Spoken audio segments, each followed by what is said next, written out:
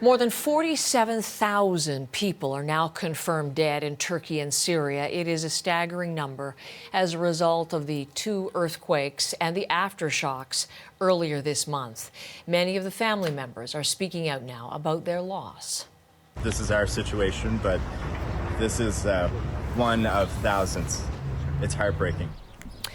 And this was one of the stories that broke the hearts of Canadians, in particular the story of two brothers who traveled to Turkey to search for their sister, who was in Antakya, living there, doing her PhD in anthropology, her body one of those which collapsed. And Briar Stewart did a very compelling story on the two brothers. But we wanted to connect with him again because we're wondering what has happened since. So from Kuwait City, we say good morning to, on the left of your screen, Muthana Zora, and on the right, Saad Zora. Good morning, gentlemen. It's a pleasure to have you with us as we talk about your sister, Summer. Good morning. Good morning.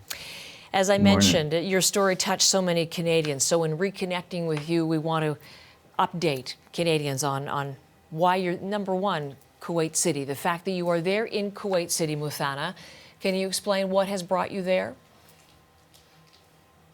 Yeah, well, I've been residing here, living here for almost the past 7 years. But I have gone back and forth to Canada, and but I haven't back since in Canada since let's say since COVID-19. And but Kuwait City for you is your base, but for your sister, you have also brought her to Kuwait City. Can you explain that connection, what you've been doing there? Yeah, my mother, she's originally from Kuwait. And when we found Summer, we asked where she wanted her, and this is it. This is our birthplace. We were born here, and it's where my mother wanted our sister. So you've taken her to Kuwait City to bury your sister Summer, who was one of the many people killed in that horrible earthquake. And I was just mentioning a little bit, Saad, some of her story, that she was there to do research and the building in which she was living collapsed. Briar Stewart told us your story when you couldn't find your sister. The two of you went directly to Turkey to look for her. Can you tell us about that experience? We had you arriving and searching that apartment, but you ended up having to search for her yourselves and dig for her yourselves. Can you tell us what happened there? Well, we felt that we weren't really getting anywhere where we were, and I was in Nova Scotia and my brother in Kuwait, and we had a lot of support all over, globally, from people in Kuwait, in the States, Turkish Canadians, and in people in Turkey who were able to help us locate my sister, and people in Antakya, actually one individual named Mehmet who went to her building and was able to confirm that the building was no longer standing. So we knew we had to go on foot and look for her ourselves, but we had lots of help from the locals and rescue teams, such as the South Korean rescue team, the Hungarian rescue team, as well as the Mexican rescue team, and AFAD, who is the Turkish organization there, and also just members of the community who helped us. So we felt that we had to go, and honestly, if I feel that if we hadn't gone, we'd still be looking for her. Really? The fact that you were there, I mean, we had you sleeping in your car as you searched and tried to recover her body. It was important for you to be there. Why was that? Do you feel that what was missing then? Was it the Turkish response, the Canadian response? What help weren't you getting, Saad? I mean, look, sleeping in the car, that's like a 5-star hotel. We were sleeping on the streets, collecting wood from the collapsed buildings and burning it. And that wasn't just us alone. That was with many community what we got to know and became a family. Many people like us, and stories even worse.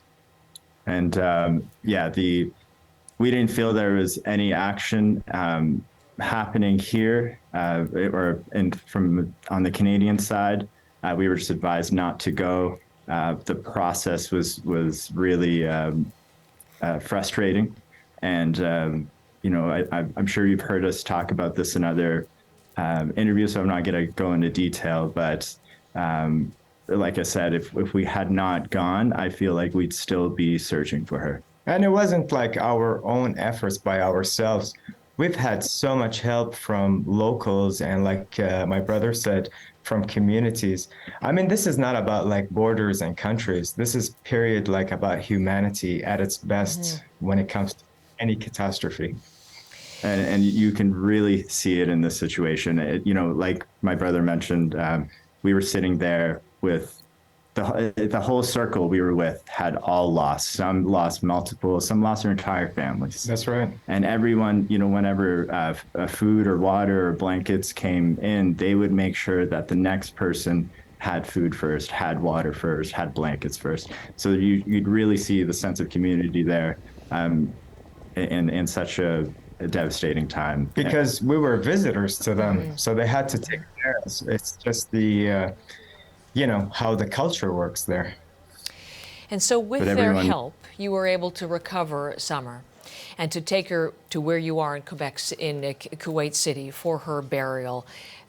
How important to the two of you, to your family, is it that you were able to lay her to rest and to recover her body when there will be thousands of families that don't even have that opportunity? Well, like for every single family. I mean, the people, the community, we slept together on these chairs in the middle of the street.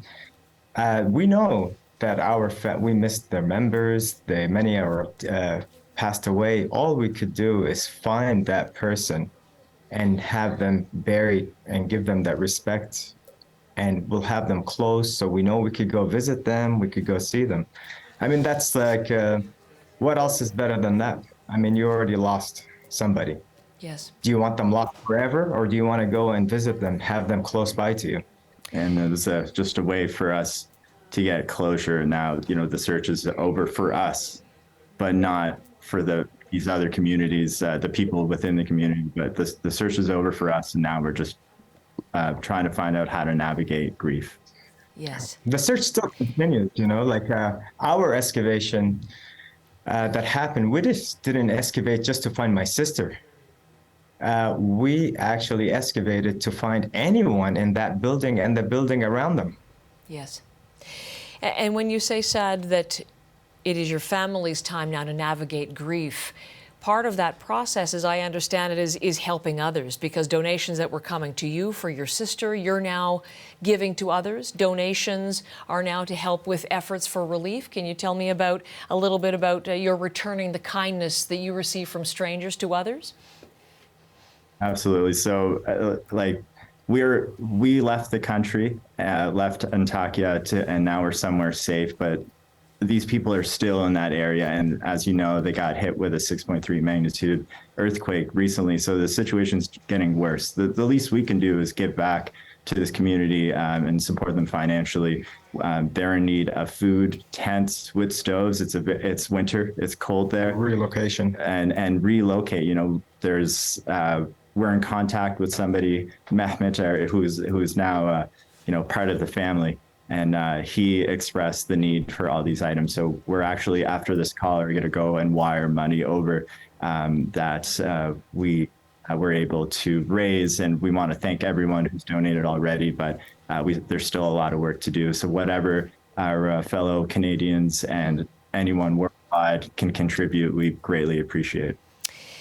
All of this being done in memory of this beautiful and brilliant 33-year-old sister of yours. I thank you for telling us about her. I just wonder, Muthana, if you want to just conclude, as you navigate grief, your thoughts on your sister whom you've lost.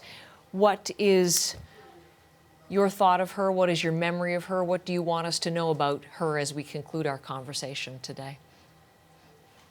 Well, she's a very humanistic person, witty, very sharp, very smart, well-read. She's a hard worker. I mean, there's a lot of positive things. She's doing anthropology, so she understands humanity. She understands struggle.